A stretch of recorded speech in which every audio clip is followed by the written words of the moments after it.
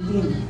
Nakita naman namin kung anong ginawa sa mga resource persons ng mga Quadcom, ng Quidcom. Nakikita natin na kahit labag sa sarili nilang rules na 10 days lang ang detention ng isang na cite for contempt, ay nagtatagal pa rin ang kanilang mga resource persons. Nakita namin sa ibang mga hearing nila ang marahas na pagtatanan. At kadalasan, sa halos kawalan ng respeto, lalong-lalo na nung inimbita nila ang ating Vice Presidente, ang dating Presidente. Alam namin, bilang mga ordinaryong mamamayan, hindi ganun kabait, mabait pa ang lagay nila, ang ituturing nila sa amin. Aware din po kami na masakit ang kritisismo, ang pagsasalita at pagpapahayag namin. Ngunit alam namin na ito ay karapatan. Ang kalayaan magsalita at magpahayag, ang isang purpose nito is precisely that, para ma-check ang pagmamalabis ng ating mga opisyalis. Para ma-check ang pagmamalabis ng ating gobyerno. Sa araw na ito, alam namin, tuloy-tuloy ang pagdidinig doon sa kaso na finail ni Atty. Vic Rodriguez tungkol sa budget. Isang ehemplo lang po yun na aming pinupuntiryan. Korupsyon, pagmamalabis, pagwawalang saysay sa ating mga karapatan, o pagbabastos, paglalabastangan sa aming mga karapatan atin, tayong lahat. Marahil kinatatakutan nila ay yung tinatawag nilang influence o reach ng ilan sa mga kasama ko dito sa lamesa.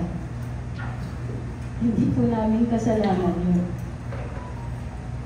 Kadalasan nagkukomento lang kami at nagpapahayag ng aming saloobin. Madalas yung saloobin na yun ay galit. Galit sa mga pangyayari sa mga panahon na yun. Dahil dito, imbis na pumunta sa imbitasyon, imbis na pumayag at tanggapin ang imbitasyon ng Kongreso, ng House of Representatives, sa Korte Suprema kami pumunta at nag-file ng aming petisyon. Dito sa petisyon, sinasabi namin, at liwanagin ko lang hindi po ako yung abogado dito, petitioner po ako. Dito sa aming petisyon, sinasabi namin, itong hearing, itong inquiry in aid of legislation, itong proposed na legislation nila, pareho yan. Ang pagdidinig ay isang paraan para pagalitan kami, posibleng pahiyain kami, posibleng i-detain kami bilang paghihiganti sa mga sinabi namin.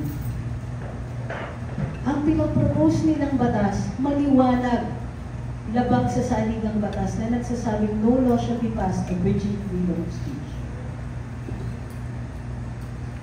Itong pagtulog namin sa Korte Suprema ay isang paraan para paglabanan namin ang lumiliit na espasyo para sa ating demokrasya. Matagal na tayong hindi ganito, point out ko lang. For a while, ini-enjoy talaga natin ang malawak na pagkakataon na binibigay ng social media sa mga katulad natin, ordinaryong mamamayan na nakahanap ng boses, na bigyan ng pagkakataon na mapahayag ang saloobin. Ang ginagawa po ng House of Representatives ay nananakot. Gusto nila takutin ang ordinaryong mamamayan maging critical sa mga nagmamalabis na mga opisyalis, sa mga pagmamalabis ng ating gobyerno. Anong gusto nila? Baliwalain namin yung pag nakikita namin karahasan, yung greed na nakikita natin doon sa national budget. Ito na nga lang ang kaisa-isang sandata ng ordinaryong mamamayan, gusto ba nila na pag-itim, baliwalain. Nakikita namin dito may imbalance. Ang mga kongresista natin may power of the purse. Parati nilang pinapaalala yon. Sila ay mga opisyales. Ang sweldo, ang travel, ang bayad sa kanilang mga opisina galing sa buwis natin mamamayan. Mayroon silang power to cite in contempt. Mayroon silang parliamentary immunity sa ilalim ng speech and debate laws. Itong parliamentary immunity na ito, gamit na gamit. Lalo-lalo na kapag ordinaryong mamamayan na ayaw nilang pasalitain, ngunit gusto nilang pahiyain. Nakita namin ito sa ibang mga hearing. Sigurado kami magagamit ito sa amin. Hindi kami pinapatawag para marinig yung aming boses, marinig ang aming quote-unquote expertise. Pinatatawag kami maliwanag dahil gusto nila kami pagalitan.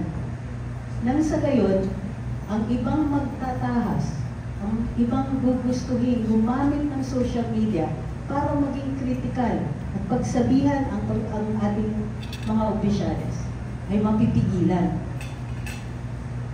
Mapipigilan pati kami. Ang tawag po dito, prior restraint at matinding pinagbabawal ng saligang batas. Ito ay may chilling effect. Matatakot ang ibang tao na gamitin ng social media sa paraan kung saan intended talaga ang freedom of speech para i-check ang gobyerno natin. Sinabi nga ng Korte Suprema, basta ang speech o yung pagsasalita at pagpapahayag ay ginagamit para i-check ang mga opisyales, protected speech yan. Yan nga po yung dahilan para sa freedom of speech.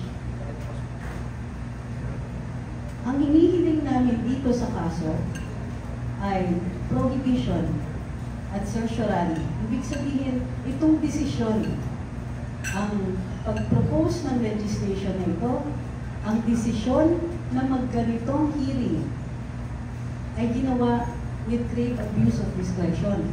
Ibig sabihin, wala ito sa mandato nila. Walang mandato ang Kongreso na lapastanganin ang karapatan ng mga mamamayan. Lalong-lalo na ang karapatan magsalita at magpahayag. Pinipigilan namin sila, pinapipigilan namin sila na ituloy ang hearing, itigil yung panakot nila sa aming mga nagsasalita sa social media. At tapusin ito.